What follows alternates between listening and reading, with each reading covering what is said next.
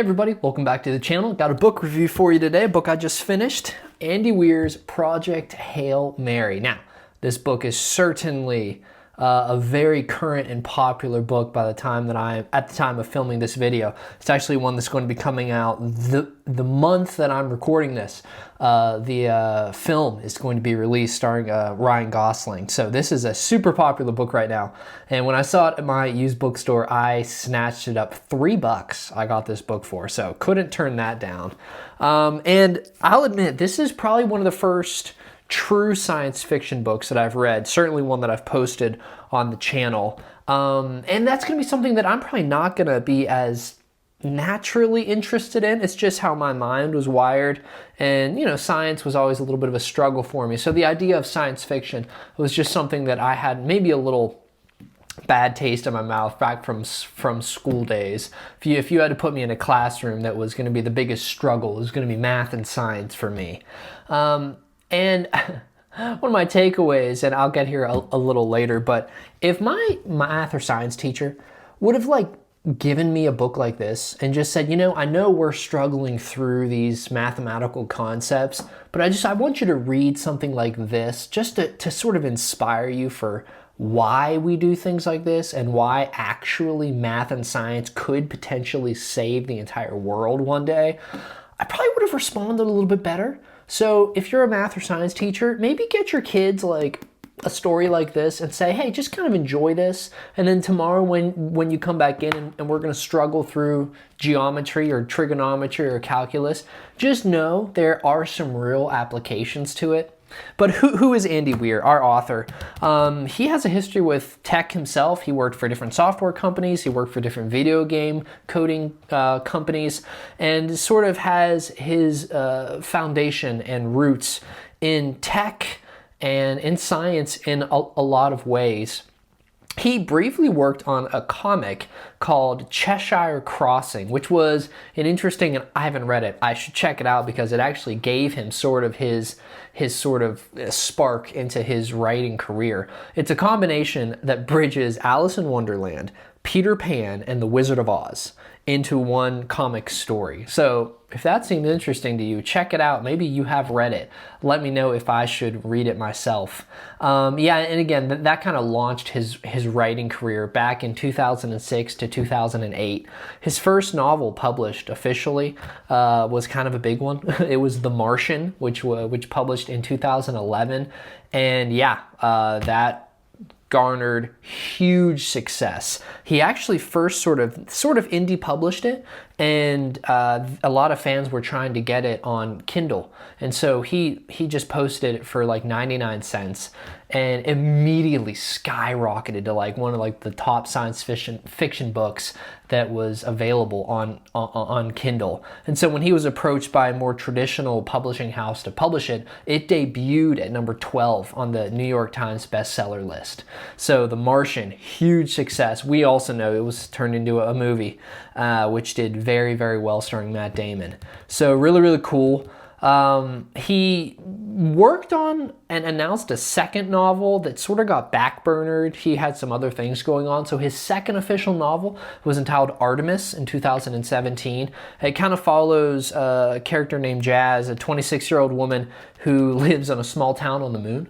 And so it had the kind of charm and the allure that a story like The Martian did, but some of the reviews for it were that it just didn't have the same life or death tension, so it didn't get as well received.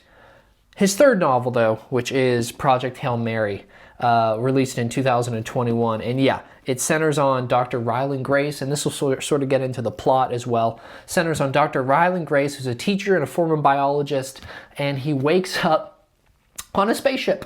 He wakes up not really even knowing that at first, and he has amnesia. And the story is him trying to figure out initially where he's at, why he's there, what he knows about himself, and what he doesn't know. And I thought that was super interesting, even at the very beginning, when he's sort of, without spoilers, just when he's trying to think through how to solve problems and figure out what's going on. It was funny to me how the book's written in first person, and it was funny to me how he would he would solve some type of mathematical equation and then take a few moments to pause and ask himself how he knew that. And that was just so funny to watch him sort of get comfortable with who he was. So again, the plot is, as he is trying to figure out why he's here, he's getting flashbacks, he's remembering himself.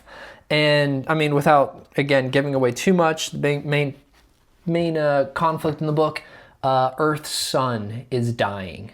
And a number of nations have come together to try to solve the problem.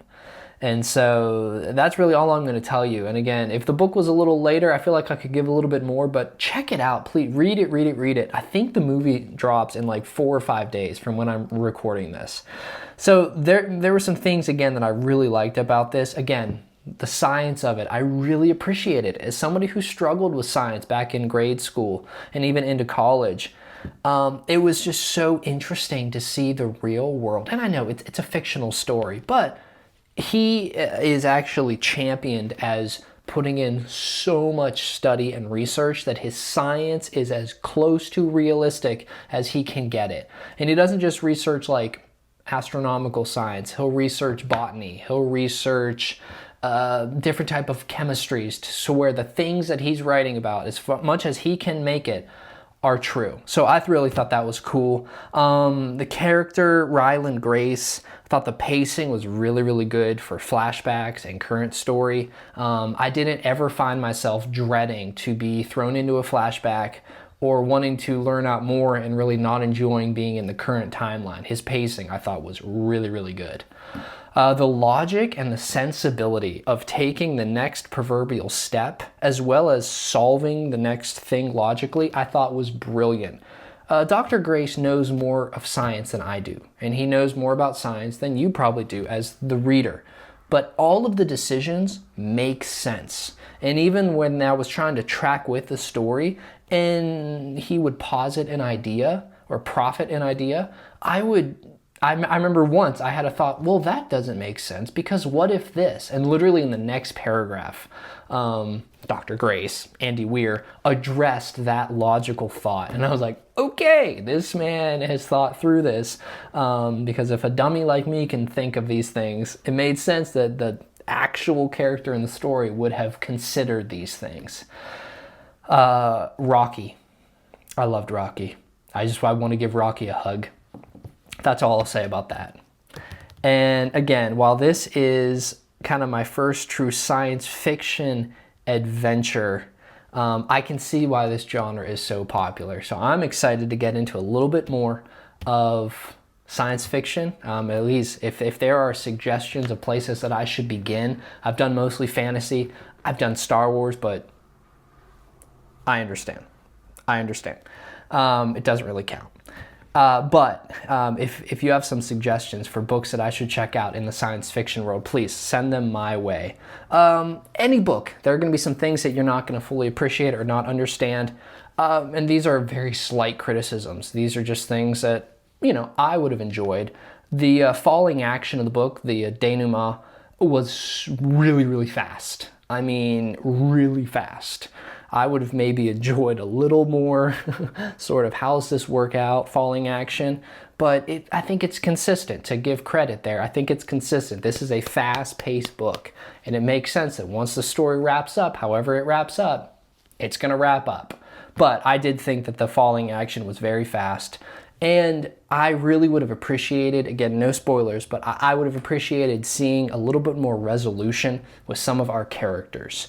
Grace and Strat, namely. That would be one that I really would have liked to see some more resolution, as well as Grace and some of the other scientists that you get to learn in the flashbacks. I would have appreciated just a little bit more, resolution with those characters. But my goodness, what a fun book. What a story.